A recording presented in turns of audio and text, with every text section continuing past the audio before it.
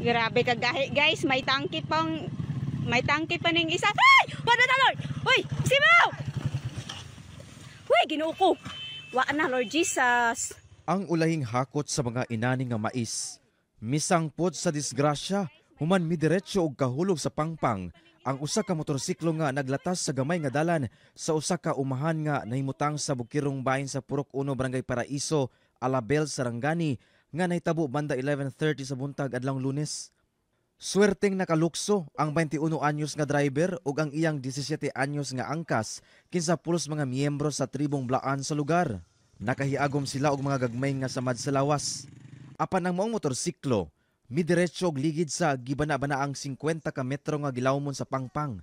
Perte na kuno kining gubaa. Matud sa driver, kanunay silang nagaagi sa mong gamay nga dalan apan kalit lang napalong ang makina sa motor ug nawad-an sila og balanse ilabi pa nga gamay ang dalan. Nawit balad sir.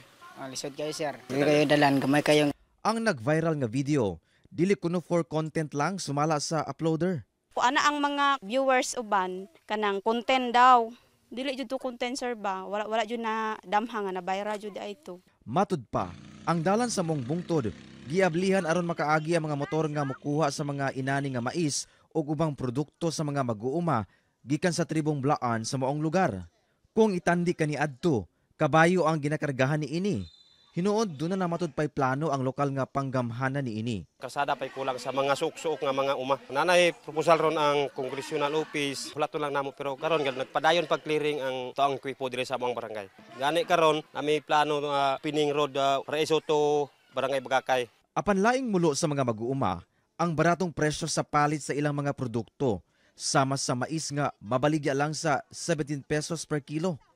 Apan posibleng muubos pa daw kini depende sa presyo sa merkado. Dili matud papaigo ilabi pa nga buhis buhay ang ilang pagdalan ini sa merkado.